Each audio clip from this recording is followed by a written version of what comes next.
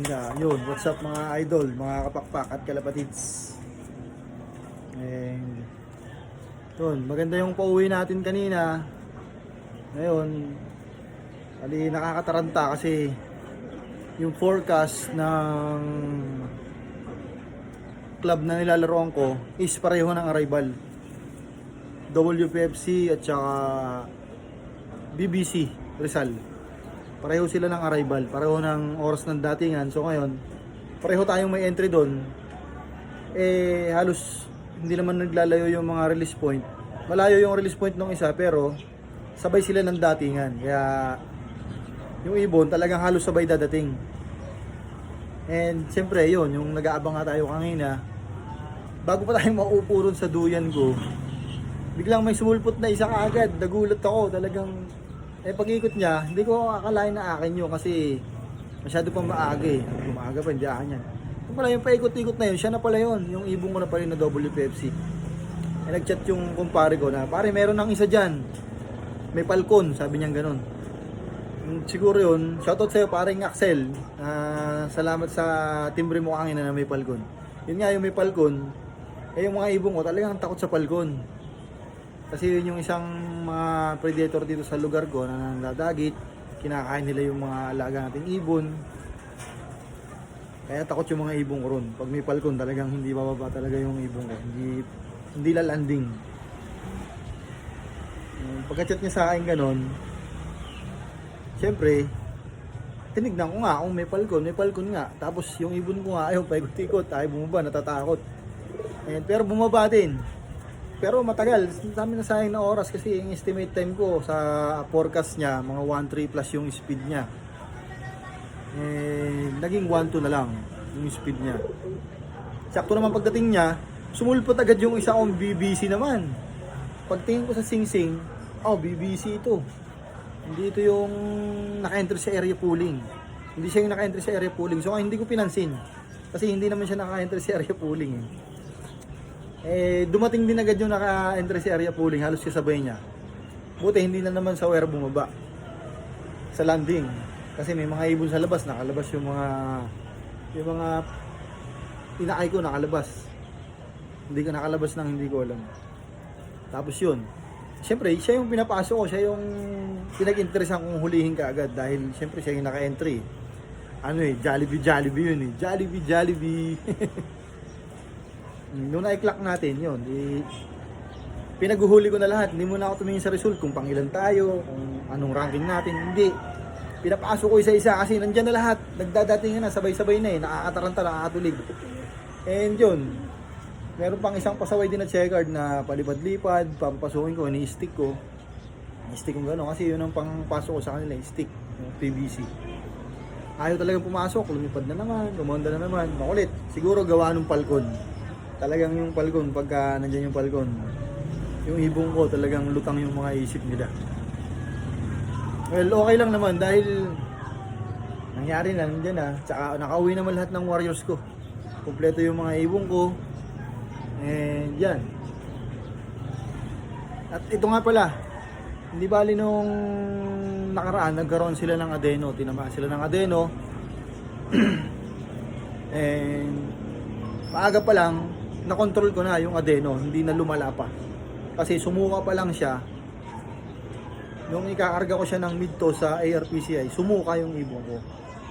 Siyempre, inamoy ko yung suka. Yun ang dapat na una mong gagawin sa ibon mo. Bago mo siya i-basket, pag araw ng basketing, tignan mo yung mga ibon mo, kung may sumuka ba, amuhin mo yung mga droppings nila kasi baka mamaya may adeno na. Siyempre, hihipuin mo sila kung magaan ba, kung tubig ba yung laman ng butsi nila, kung maayos ba yung kinain nila. Tapos, and the last doon, tignan mo yung droppings. Yun yung last na titignan mo sa ibon. Bago mo tignan yung iba, halos sabay-sabay, pagpasok mo ng loop, syempre, titignan mo yung mga droppings, yung mga itsura ng ibon, yung mga ilong, mga backpack, mga ulo nila, mga paa. Yun yung mga obserbahan mo pag araw ng basketing. Kung maayos ba yung health nila. And yun, nakakontrol ko kaagad. Siyempre, hindi ko siya sinama sa midtos, yung dalawa kong BBC dahil alam ko may adeno. At bago pa lang tatama yung adeno. Baga, yung araw rin lang na yun yung araw na bago pa nag-i-start yung adeno sa katawan niya. Kaya nagsuka siya. Tsaka naamoy ko kaagad. Kasi maaamoy mo kaagad sa mga alaga mo kung meron bang virus, kung may adeno sila. Kasi iba yung amoy pag may adeno yung mga ibon mo. Iba yung amoy nila. Iba yung amoy ng mga droppings, mga suka nila. Yung look mo, iba yung amoy. Yun yung tips na sinasabi ko sa iyo, Adrian Gonzalo. Shoutout sa iyo. And syempre ginamot natin siya. 2 days lang natin siyang ginamot pang 3 days natin sampahan na, yung bang entry na, kargahan na ng derby. Tinira ko pa rin siya ng gamot, yung amoxicillin, ng sagupaan, yun yung ginagamit ko. Tinira ko siya ng umaga, pero hinaluan ko na ng ng asukal. Kasi yung asukal maganda din sa digestion niya ng ibon. Pansin mo yung aso, di ba? Pag nalason yung aso mo, asukal lang ang sikreto. Buhusan mo ng asukal sa bunganga, sa tubig, yung aso mo mabubuhay. Parang ganun din sila, parang nalalason siguro yung katawan nila pagka nagkakadeno. Kasi parang parang trangkaso sa kanila, pero virus yun.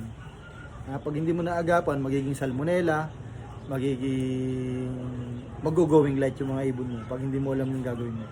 Mamamahit sila, gagaan, hanggang sa umiikot na yung ulong gano'n, parang nagiging baliling na.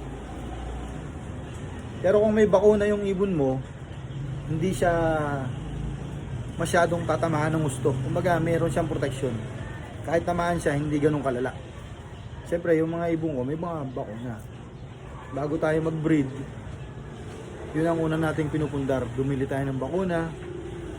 Hindi naman masisira yung basta nasa rep. And yan. Ngayon, plain water lang yung pinainom ko sa kanila. Tapos, mamaya, titirahin ulit natin sila ng amoxicillin. Kasi, sa itsura nila, meron pa rin silang adeno. Katulad yan. Katulad nung Chegard din. Nakaangat pa yung balahibo niya. Yan, may adeno pa rin siya. Meron pa rin silang adeno sa loob, pero hindi na ganun kalala.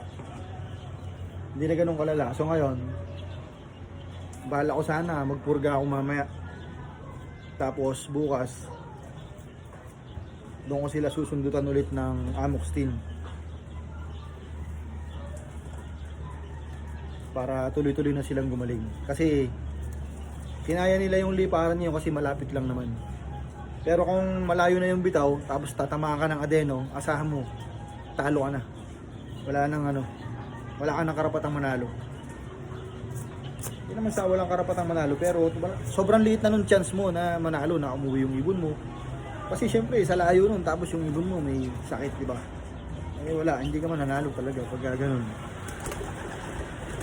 And Adrian Gonzalo, ito yung tips na sinasabi ko sa iyo sa mga young bird ko. Para iwas overfly. Ginagawa din to ng iba, yung mga veterano. Actually, sa kanila ko din nalaman to nung mga nakaraang taon. 2020 siguro, 2020. Bago ako pumunta ng Canada, napanood ko to kay Bait. Si Idol Bait. Kasama natin siyang lumalaro sa WPFC. Shoutout sa iyo, Idol Bait. Nakita ko siya naggaganto din nung 2020, 2021. Yan. Butas yung pakpak niya, putol. Ginupit ko, ginunting ko yan. Bali ano yan? 1, 2, 3, 4, 5, 6, 7. 7. Yung pang 8, tsaka yung pang 9, yan yung gugupitin mo, Adrian. Kasi yung pang 10, kusa namang lumalaglag yung pang 10 sa mga inakay. Pag bago pa lang sila rumoronda, sabi sa akin ng iba, mga 45 days daw kusang lumalaglag yung pakpak. Hindi ko rin alam kasi hindi ko naman binibilang. Kaya, yun. Yung pang 8 tsaka yung pang 9, yun yung gupitin mo. Kaya pag lumipad siya dito sa labas, hindi siya ganun kalakas yung persa ng lipad niya. Kasi pansin mo, pag buo yung pakpak niya, pag kumpleto yung pakpak niya, masyadong agresibo yung mga bata. Masyadong silang mapusok. Rumonda. Okay lang, masalilipad ako, ganun. Kung butas yung pakpak nilang ganyan. Diba? Tapos na viewing mo pa. Orondo yan, tataas ang lipad niyan pero hindi siya lalayo kasi alam niya yung pakpak niya hindi ganun kalakas. Kasi siyempre lumilipad siya ng ano eh, parang may hassle. Lumilipad siya na parang may hassle yung pakpak niya, yan, butas. Tapos habang lumilipad siya, mabe-verify mo pa na siya yung ibon mo, siya yung young bird mo dahil habang lumilipad yan, kita mo ganyan yung pakpak niya. Yun yung young bird mo. Kaya yun yung isa sa sistema ng mga young bird ko. Eh masyado na mahaba mga boss idol, eh yun. Tuloy natin yung gamutan, then update ko ulit kayo kung ano mangyayari sa kanila. Mukha naman silang okay na pero sa tingin ko meron pa silang adeno rin. Kasi kulang naman talaga yung 2 araw. 2 kalahating araw, kulang talaga sa gamutan yan. Depende na lang kung malakas yung stamina ng ibon. Yun lang. So paano, congrats sa mga nakapagpauwi and good luck sa mga susunod na laps mga idol. And shoutout sa iyo Adrian Gonzalo. Mamaya mag-flashing ka ng ibon mo kung sinisinok, kung pipikit-pikit na ganyan. Flashing ka. Yung tinuro ko sa iyo yun lang yun. Bye!